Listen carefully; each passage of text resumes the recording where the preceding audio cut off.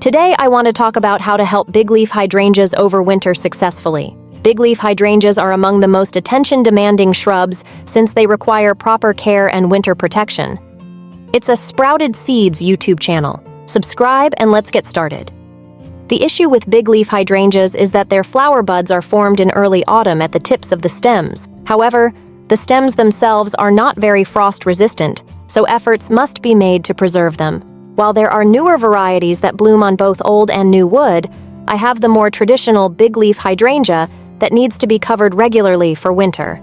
Bigleaf hydrangeas technically won't totally die in the winter without protection. Since snow is one of the best natural insulators, it can protect the stems at the base. Eventually, the stems can grow back from the base, but it takes time.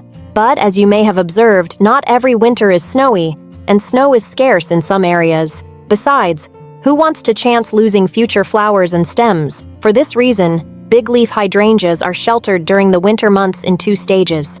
So, Stage 1. Preliminary cover. As soon as the weather becomes cool, but before frost, remove the leaves from the lower part of the bush to help the bark mature faster. Remove all the leaves at the first frost. The flower heads can be chopped off or left whole, but because the flower buds are on the stalks, don't cut or trim them. Next step. Apply a fungicide to prevent disease and an insecticide to get rid of any pests or larvae that may be hiding. If the stems are fresh and green, assist them to take a horizontal position by gently bending them toward the ground and securing them with staples. For older, woody stems that are more prone to breaking, tie them together in a vertical bundle to prevent damage. Lastly, cover the entire plant for the winter with garden fabric or any other protective material. Stage 2. Full winter protection.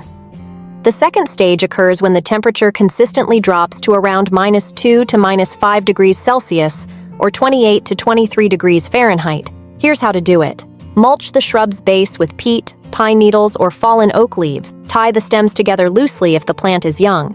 For older, denser shrubs, group the branches into bunches of 4 to 5 and tie them loosely in a vertical position. Stems may be harmed by synthetic ropes, so use soft materials like polypropylene twine instead. Cover the stems with a covering of pine needles, a board, or a piece of plywood to prevent direct contact with the ground. Next, use metal staples or pins to fasten the stems to the ground. Build a frame over the shrub, using metal arcs or plastic netting, and fill the frame with dry oak leaves or pine needles to insulate the stems and also to get a dry interlayer with air between the plant and the shelter. Cover the frame with any garden fabric. When temperatures suddenly rise, plastic film might cause the plant to decay, so avoid applying it. Secure the covering with stakes or by attaching it directly to the frame. Add a layer of coniferous branches or leaves for extra protection. When to uncover bigleaf hydrangeas.